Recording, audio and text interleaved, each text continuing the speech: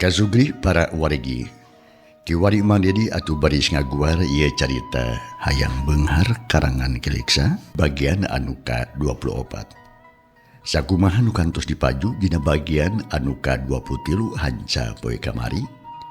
Padaran Mang Dedi kebegatu wanci dina mangsa mendarikeun kaayaan alam ti peuting di lembur Cikarang.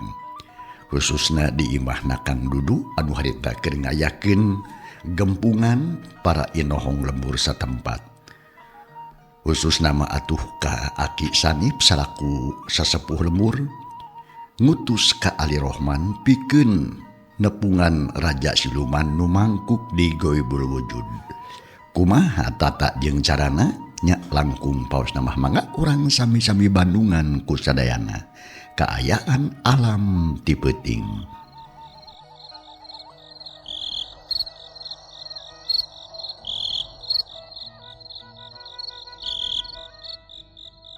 Channel Berkah Segara, channel asli dongeng Mang Dedi.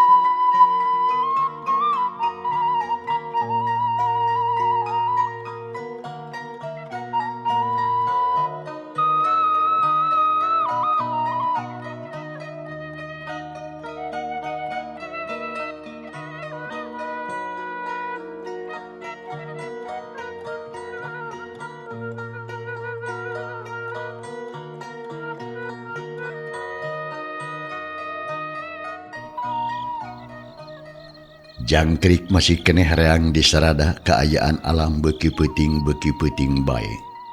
Sedengkeun riungan di imah Kang Dodo harita teh beuki euyeub loba jalma. Malahan Ma Ali Rohman sareng ramana nyatana kersana Bapak Haji Burhan aya keneh Bapa Lebe Pak RT jeung inohong-inohong sejena. Sabot keur kitu pok atuh harita sesepuh lemur numpang sepuhna anu katelah Aki Sanip. Ngomong bari jeung neuteub ka Jang Ali Rohman anu harita nyang hareupan sapinuhna ka Aki Sanip bari jeung nyang hareupan mayitna Kang Dudu. Ya teh Yang Ali kitu deui karamana katut kasadayana we pikeun nyusul ka nagara Siluman diperlukeun bekal batin anu kuat jeung teteg. Sabab di negara Siluman mah anu dibutuhkeun teh lain kekuatan lahir, tapi batin anu kudu kuat jeung pinuh ku keyakinan ka Allah nu Maha Gagah. Hiji-hijina jalma nu geus cukup bekal kekuatan batinna iwati hidep kasep. Nyatana Yang Ali putrana Pak Haji Burhan. Anu segen mah ulah hayang milu dan lain rek piknik, lain rek mayoran, teu kudu hayang mantuan deui. Komo di imah mah ulah rek hayang milu ka ditu, cicing-cicing we di dieu sing tenang. Keun anu nyusul Jang Dudu mah ku Jang Ali we sorangan. Ngadang cariosan kasepuhan kitu saderea arunggut-unggutan ngarti kana naon rupa omongan Aki Sanip tapi teu aya nu ngomong saurang ge malah Jang Ali Rohman oge ngan saukur manggut terus socana melong weh ka Aki Sanip hayang narima katerangan anu leuwih jelas cenah lamun deuk muru ka nagara Siluman. Kasep Jang Ali Abdi Ki saterusna kieu nyusul Jang Dudu teh ulah dilila-lila ulah diengke-engke tapi kudu ayeuna pisan samemeh maca poe mun cengis atawa brai berang. Dupi carana kumaha? Kera sudah arek waki ge. Carana kieu kasep. Hidup kudu indit maju ngaler ayeuna pisan. Papai ngocorna wahangan cipater, lamun geus tepi ka muhara, hidup cicing di dinya. Nyiangan batu anu mucung hul di tengah-tengah muhara, pek diukan di dinya. Sarta pikiran hidup kudu ditujukeun ka nagara siluman. Perem bari jeung babacaan amakeun ilmu-ilmu nu geus aya di hidap. Ngan pikeun pamuka lawang ku aki rek dibantuan di dieu. Tah bawa ieu gayung palidkeun we ka wahangan. Lamun hidap geus diuk kalawan marenah, tah ngan sakitu. Cek Aki Sanip ngomongna bari jeung pepeta. Ari panun melong seukeut ka Ali Rohman anu tenget ngabandungan. Lantaran hayang nyaho kalawan kaharti jalan-jalana. Naon sababna Aki Sanip bet milih jang Ali Rohman? Dasar sepuh atudak. Mata batina seukeut yen ieu budak nyatana Ali Rohman anu katelah. Jigana bakal bisa ngambah alam siluman. Rupina mangan sakitu carana teh Ki. Dupi salajengna kumaha? Tah satuluyna mah kieu kasep. Tepungan ku hidap raja siluman anu ngutusna. Mun geus tepung penta deui jang dudu sarta kudu kabawa ayeuna pisan. Lamun geus kapanggih omat ulah rek lila-lila cicing di ditu, buru-buru we balik. Jangan sakitu tugas hidup teh. Ngan ukur mah pageun deui jang dudu sakitu. Oh, muhun. Ngarti. Hartos pisan pemikitu mah Aki. Mangga insyaallah abdi bade mios ayeuna pisan. Hoyong dulungan Kang Dudu. Yong, geda lumah kucing indit. Geda miang ke cokop bawa cagayung iya. Tapi kaji ulah poho amitan heula ka tuang rama kayaknya. Cek Aki Sanip berjeng nunjuk ka kersana Haji Burhan. Mohon ama abdi teh nedawidi ti ama. Rehna abdi teh kenging perintah ti kersana kasepuhan kedah mios ka nagara siluman. Maksanda kanggo mapageun Kang Dudu disuhunkeun jad biduana. Hoyong hasil kalayan aya dina kasarmatan. Jangku ku ama gedidinan kasep. Sarta dijuakeun pisan beragam yang belaan Jang Dudu jeung kulawargana. Sangkan leupas cenah ieu cocoba. Bapak teh ngarasa reueus kasep. Lamun hidup daek tutulung kanu butuh datalang kanu susah, gunakeun jeung mangpaatkeun pangarti nu geus aya, pikeun kapentingan balarea syukur. Lamun hidup geus boga kahayang mah. Nuhun pisan ama, ayeuna abdi bade amit. Beragam yang kasep sing ati-ati di jalan. Jang Ali Rohman jung nangtung. Memeh init amitan heula kasakur anu hadir dedinya. Menta izin barejeng sakalian menta piduana. Sarerea ngajurungan kalawan gede harapan. Sangkan Jang Ali Rohman bisa nulungan Kang Dudu anu geus dipaling ku siluman. Sabab sarerea ngarasa yakin yen Kang Dudu teh can maot, tapi aya anu ngiwat atawa anu nyokot ku bangsa siluman selemin. Sanggeus kawilang tarap tibral atu Jang Ali Rohman miang. Sosoranganan we ninggalkeun imahna Kang Dudu barjeng ngajijin gayung anu jijieun tina bato kalapa. Sajajalan teu oleh babacaan, mapatkeun jampe pamake nu geus aya dina dirina. Ali Rohman muru ka muhara wahangan Cipater sakumaha nu diamanatkeun ku Aki Sanip. Sadengkeun ari Aki Sanip jeung anu sejena harita teh can aya nu incah ti imahna Kang Dudu. Malahan mah ngahaja kumpul di dinya we. Bari jeung sakalian deuk ngadaguan datangna Jang Ali Rohman cenah. Ngan sameh ngobrol kanu lain-lain. Aki Sanip marentahkeun sangkan popongkol anu tadi pada ngariung-riung dipikeun heula we kajarian. Ulah dipake nanaon cenah, ulah dipake suluk. Atuh hareuta keneh oge ragayeng digotong putiluan. lung dipicen ka sisi pilemburan. Tunda kaayaan lembur Cikarang dina umumna, khususna kaayaan di imahna Kang Dudu. Tenden sakedeung tunda sakedap ayeuna, urang Bandungan nalampahan Jang Ali Rohman, anu cenah mah deuk muru ka nagara siluman, nohonan pamentana parentahna ti Aki Sanip tea.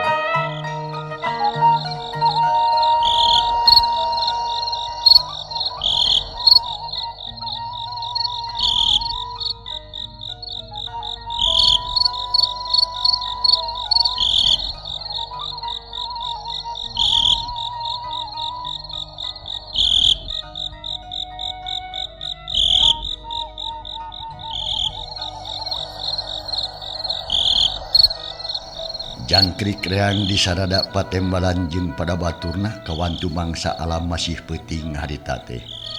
Breh di jalan satapak aya nu keur leumpang sosoranganan. Horeng simana horeng Jang Ali Rohman. Harita teh geus jauh ti lemur geus anggang ti desa. Malahan mah ampir-ampir tepi ka cai wahangan. Anu katelah wahangan Cipater.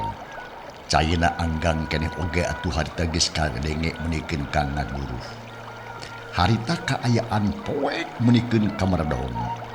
Tapi Jang Ali Rohman bisa leumpang kalawan lancar. Muru ka tempat datangna sorak cai anu seah jeung ngaguru.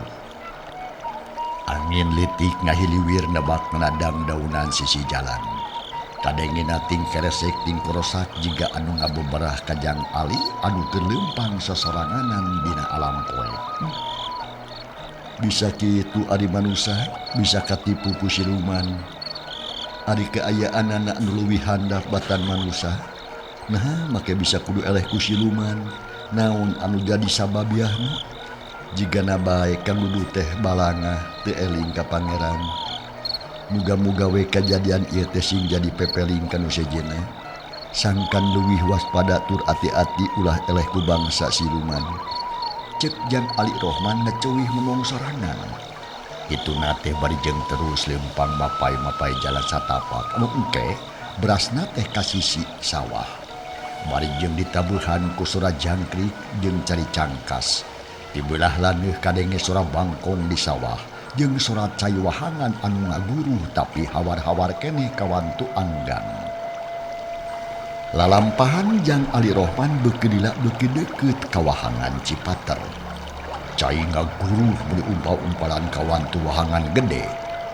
Nya nu akhirna tepi weh kanu dijunjung. Jang Ali Rohman reg eureun heula sakedeung melohon kana beungeut cai wahangan anu katempona remeng-remeng. Burilakan bodas. Cek Aki Sanip aing teh kudu leumpang maju ka hilir nuturkeun ngocorna ieu cai. Jeung poek deui ari wahangan loba cucuk buset jeung saliara ditambah ku batu-batu nu taringu. Kudu kumaha carana ieu aing lumampah? Cek Jang Ali Rohman berjengat janteng. Manehna mikiran pilampahin anu kawilang heura. Tapi akhirna mah manggih akal. Jang Ali Rohman ngajauhan deui sisi wahangan. Milih-milih pijalaneun nu sakira babari. Mapai garangan sawah nu engke terusna teh kahilir nu bakal anjong ka muhara.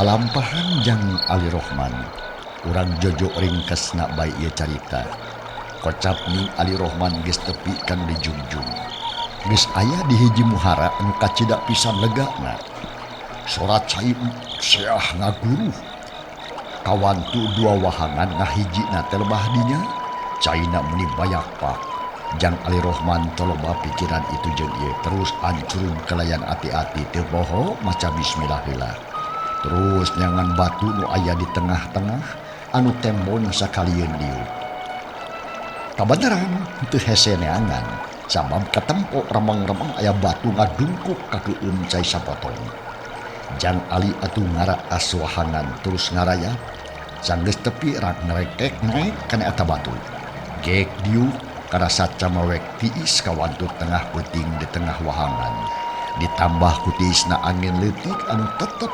ngahiliwir alhamdulillahirabbil alamin aing teh teu burung manggih tempat anu alus anu saluyu jeung papatah ti aki sani cik ieu gayung arek dipalidkeun ku aing naha naon balukarna ceuk Jang Ali Rohman ngomong sorangan bari jeung ngalungkeun gayung tina batok teh pamahanan ti aki sani kadenge ngucuprak kana beungeut cai ceuk jempe deui teuing kumaha terusna lantaran teu sidik da puguh alam ngan saukur remeng-remeng jung gayung geura indit sing jadi wawakil kula sing bisa nuduhkeun jalan ka alam siluman ku berkahna elmu ti aki sanib ceuk Ali Rohman reup manehna peureum bari keur nyemba bacaan sabisa-bisa nurutkeun elmu anu geus kapimilih ku manehna sadengkeun batin jeung ciptaan mah geus tepi ka alam siluman da dicipta-cipta ku sawangan sangkan tepi kan dijunjung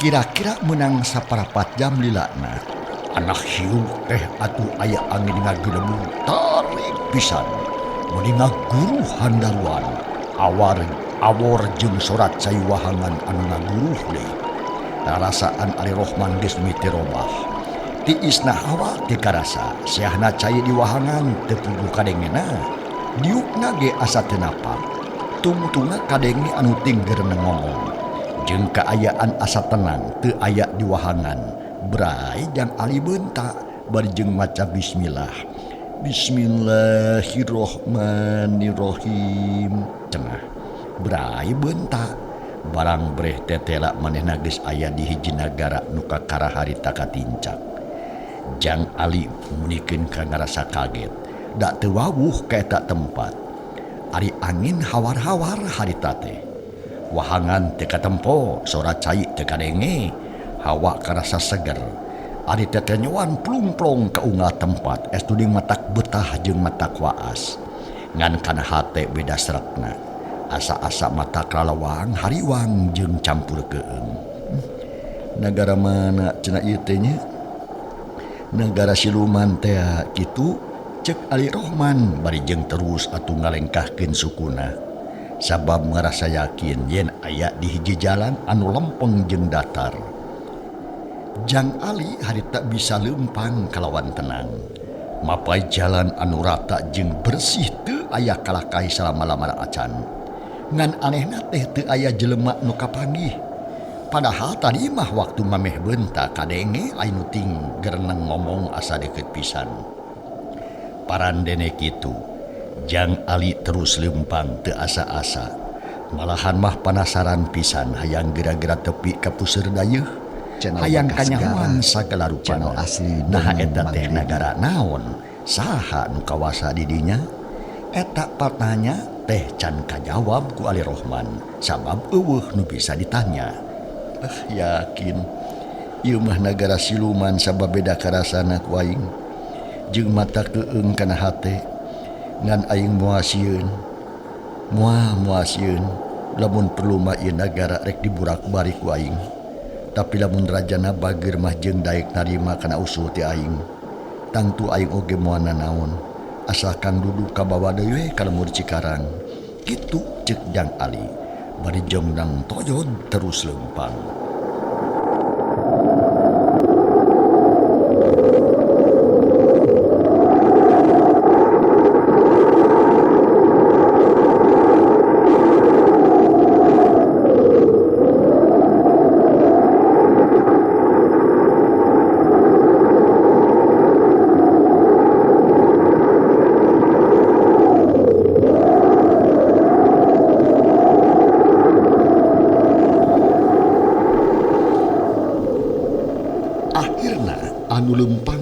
ngarandeg deui lantaran kahalangan kedua penggawa anu marawa pakaran. Panonna gelede mureleng kajang Ali Rohman jiga anu amboh sabab teu wawuh kasemah anu kakaradatan. Ari Jang Ali tetep tenang da teu boga pikiran naon jeung teu rumah sarek niat jahat deh. Anak gantawang teh eta penggawa. Wait, reka baya jadi hei, los ka dieu. Nya aku mawanjing ulang perang di dia sesorangannya hei. Kaulah jawabuk kanya ni. Jeung nyaho kanya ngaran maneh di dieu. Kapal sia maneh jek ditangkep ku kaulah.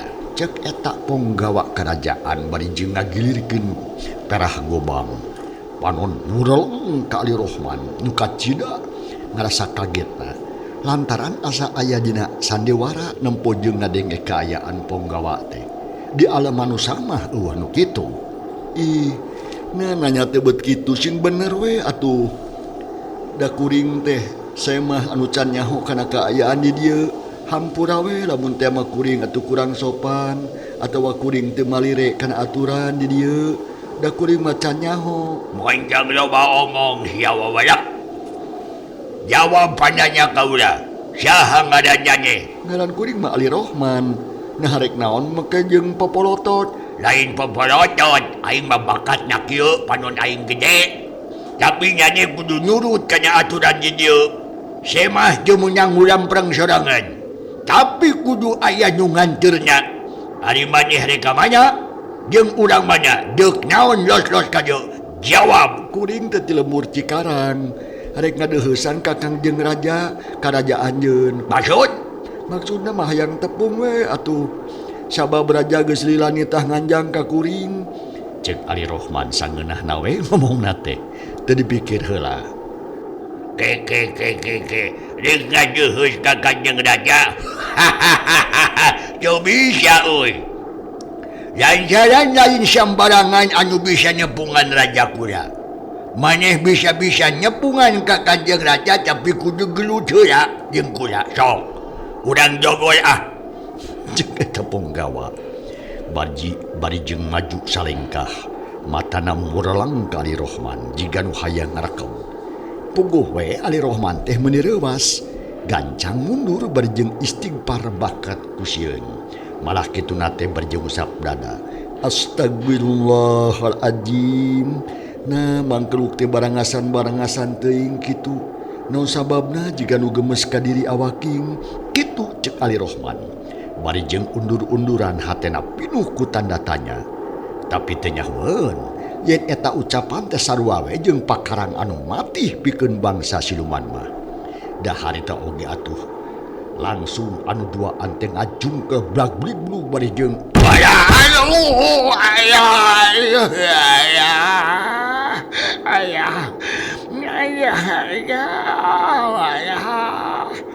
Terus adu songkol eta penggawa teh jika nu nyeri hulu.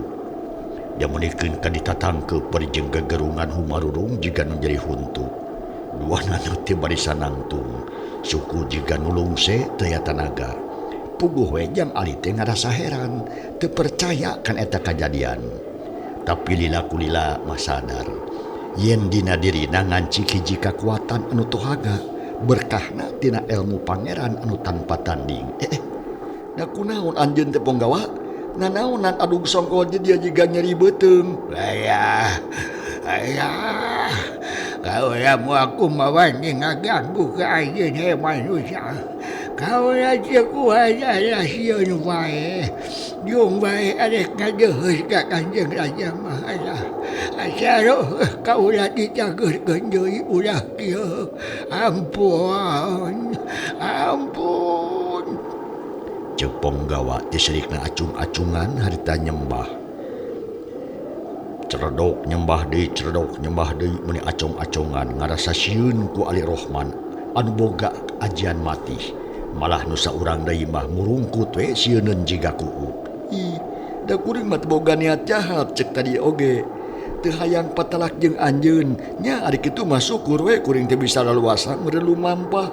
Malah bisa laksana tepung jeung Kanjeng Raja. Tapi di mana raja teh? Da kuring atuh teu nyaho kana tempatna. Alah, ayo, buka ulah dia jajahkeun asa kuda cagerkeun heula alah. Ieu hulu menyori. Nah kunaon atuh anjeun teh? Suku jeung hulu leuleus. Beungeut panip asa panas ting hareab. Sirah berat awak lungse eueuh tanaga. Baluk garetina ilmu andikan nu memang mati ampun. Kurang aku mawanyi ke anjing ke ampun. Gaulah cagerkeun heula he manusia. Eta punggawa keukeuh. Minta dihampura hayang dicagerkeun berjeng kukuliatan. Beungeut katarapias. Nya geura cager we atuh diheuang cager mah. Da ka nyeri jeung kacilakaan anjeun-anjeun keneh dijieun ku anjeun sorangan. Mun anjeun boga niat jahat ka kuring, nya anjeun anu cilakana. Lamun anjeun boga niat hade ka kuring, nya anjeun anu waluyana. Tak kitu we ubarna mah. Cek Jang Ali harita. Ya ampun. Saya niat jahat ka anjeun wang ganggu deui. Sok cager ayeuna mah. Dadak sakala eta punggawa nu dua teh jag-jag waringkas deui. Teu aya anu karasa nyeri. Atuh duanana tim poyongkod sieun ku Ali Rohman teh. Teu wani cucungah jiga tadi, malah ayeuna mah meuni hormat pok harita. Mangga atuh. Ayeuna kaulah sajajab ka sairapan jenengan ayo. Urang ngadeheus ka Kanjeng Raja. Tuturkeun bae kaulah. Nya atuh sok buru kuring nurut anjeun. Kalawan turbat catur bral tiluan arindit. Punggawa anu dua lempang ti heula dituturkeun ku Ali Rohman. Beuki lila beuki deukeut ka karaton. Malahan mah aya nu kaciri loba anu ngulampreng di jalan ayeuna mah. Teu tiis senting jiga tadi. Malahan mah kaya kaayaan kota katempona kelawan jelas. Jiga di alaman usawe rame gunu balawiri. Salila di perjalanan teh Ali Rohman gawenangeun rada treret kakenca jeung kakatuhu. Kawas anu hayang sidik kana kaayaan dirinya. Sabab loba anu aneh-aneh, loba anu teu kaharti kupikir, teu kahonta ku akal. Parandene kitu. Jalma-jalma dirinya ting rarigig di jalan teh. Kabeh oge jiga manusia ngan ngomongna henteu kaharti. Ieu meureun nagara siluman teh tang tukang dudu teh aya di nagara ieu ieu. Di palingku ponggawana, tapi di mana tukang dudu ayana? Jeung kudu kumaha mapageunana di jeung naha kudu dipenta karajana atawa paling bae ku aing. Tapi goreng engkena ai kudu dipaling mah bisi matak jadi ribut. Mending oge dipenta terang-terangan ngarah teh jadi goreng engkena. Ceuk hate Ali Rohman segara bari jeung tacapleup nuturkeun punggawa anu dua teh.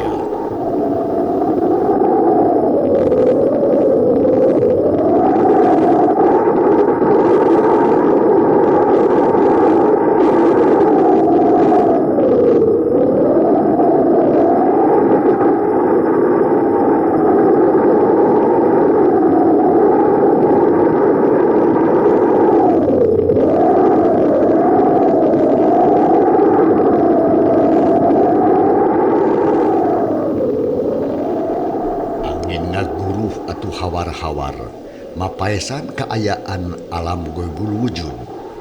Lila kulila Jang Ali Rohman penasaran. Keukeuh manehna hayang nanyakeun ka ponggawa. Pok ngomong kelawan leuleuy jiga nu sobat ka eta dua ponggawa teh. Ponggawa, lamun teu matak ngaganggu mah kuring teh arek tumanya ka anjeun duaan. Kumaha daek ngajawabna atawa henteu? Naon mangga wae geura saurkeun. Ya kaula moal koret, tangtu anu kanyahoan mah bakal dibejakeun. Cek eta punggawa anu hiji deui rada penek tapi weweng awakna teh. Kieu punggawa, saenyana mah kuring teh keur neangan nu jadi lanceuk. Sabab leungit ti lemurna cik sugan jeung sugan anjeun nyaho. Naha aya di dieu atawa henteu? Lamun aya di mana tempatna, ceuk Jang Ali Rohman jiga nu teu asa-asa.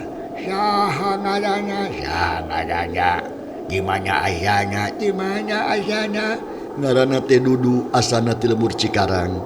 sarua jeung kuring manehna teu leungit di imahna kawas nama aya nu mawa anu mata ku kuring teh ngahajawe di teangan sabab melang bisi cilaka. Oh, eta kaweula nyaho eta teh manusia nu ngahaja dibikeun ku baturna pikeun nyumponan caos kanu dipenta ku raja. Manehna ayeuna teh aya di ditu di karaton sabab tadi kakada ngaliwat ka dieu. Yang tuekeun dipariksa ku raja. Lamun eta dulur anjeun jang tuku kula bakal dilawungkeun. Ceuk eta Ponggawa ngadadak bager jeung Darya. Manehna leuwih sieun ku Ali Rohman batan ku rajana. Sabab manehna geus ngarasakeun kumaha matihna ajian Ali Rohman lain lawan-lawaneun. Ngadenge kitu atuh pugu Ali Rohman teh bungaheun pisan lantaran Kang Dudu geus kapanggih laratanana nu ngandung harti moal hese teu neangan. Jeungna deui teu hariwang los-los ka nagara eta sabab teu salah tujuan. Nuhun atuh Ponggawa, kuring teh bungah ari ngadenge kitu mah sabab kakada ngadenge bejana oge geus mang pirang-pirang untung. Lamun kitu mah moal hese di ngaluruh teu kudu capek neangan. Muga-muga we manehna teh atuh salamet ulah aya pancabaya nu tumiba kana dirina. Mual nyanyaon. Komo ay kakada datang masabab ka diyo teh geus lain saurang dua urang jelema datang. Geus aya ratusna nu ngahaja di sepakeun ku baturna keneh. Yuk geus urang cempok alun-alun. Bangga tuh urang galun-alun we ayeuna mah. Yuk. Sok atuh teh heula eta Ponggawa nunjuk ka hiji jurusan. Di dinya breh aya alun-alun pernahna teh hareupeun kerajaan. Harita ge geus katempo ku Ali Rohman loba jelema jeung kacida pisan ramena. Jang Ali Rohman meuni kumejot hayang geura tepi ka alun-alun, hayang nyaho kana kaayaan di dinya. Teh kungsi lila Ponggawa anu dua ngarandeg. Kitu deui Ali Rohman. Sabab harita geus tepi ka alun-alun. Di dinya teh kacida pisan ramena. Loba jama anu keur arulin jiga anu galumbira pisan. Ngan hanyakal unggal aya anu ngomong bahasana teh teu kaharti. Channel asli Atuh teu bisa nitenan anu leuwih taliti. Ponggawa, Uran. ieu teh keur naon jiga anu gumbira pisan. Tapi nah jadi ngadi pagar sisina jeung teu aya lawang. Kuring mah heran ieu teh. Sabab ieu jelema teh atuh teu beda jeung anu di Panyara, tapi bet gumbira. Cek Ali Rohman. Tumanya kitu bari ngareret ka Ponggawa anu dua anu keur ngajarga nangtung. Ieu eta teh asana mah manusia di negara manusia kabeh ge. Ayeuna teh keur alulin di alun-alun minangka hiburanana. Tapi engke mah bakal dititah digawe nurutkeun tugasna sewang-sewangan. Pek sia tegadkeun we engke Ieu Bandungan we nu taliti.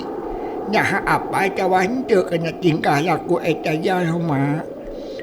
Ponggawa nu duaan terus nunjuk ka jalma-jalma nu keur anteng arulin di alun-alun.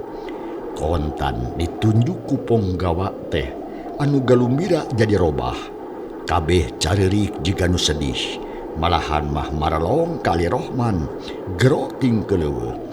Tolong batur, tolong batur, tolong batur. tolong batur. Cenah. Kitu ceuk anu arulin teh. Ting keleuweuh ting korowok menta tulung ka Ali Rohman. Kabeh-kabeh hayang dibebaskeun tina eta panjara. Hayang balik deui ka alam manusia. Tapi jang Ali atuh teu bisa nulungan ari sabab teu wawuh jeung teu nyaho kana ngaranna. Jeung cara-carana diongkoh. Atuh sajabati kitu barang ku Ali Rohman dipelong dak dumadak kanu tadi ting gorowok teh jempe sarta wujudna robah jadi monyet bolongkotan. Gebog jang Ali Rohman ngarenjang. Panon molohok bengong asa teu percaya kana tetempuanana. Jajantung ratu hate ting sereret tepuguh rasa. Tapi lila kulila mah tenang deui pok nanya ka Ponggawa. He Ponggawa, ieu teh naon hartina? Artina manehna teh moal bisa katulungan. Sabab geus ngahiji jeung rahayat di dieu jadi monyet. Ulah loba pikiran ju urang kakaraton ayeuna. Jang Ali Rohman ngahuleng teu nemba deui. Tapi oge teu bisa baha ka Ponggawa anu dua teh. Leos weh muru ka karajaan anu geus deukeut pisan hayang tepung jeung Kanjeng Raja. Barang tepi atuh harita, tepi kana wanci, nincak kana mangsa. Cag ieu carita urang tunda heula. Kumaha atuh lajenganana insyaallah enjing dina bagian anu ka-25 na urang Bandungan deui dina mangsa tur acara nu sarua. Hatur nuhun kumarupi barhatosanana. Wilujeng kantun kasadayana. Wassalamualaikum warahmatullahi wabarakatuh.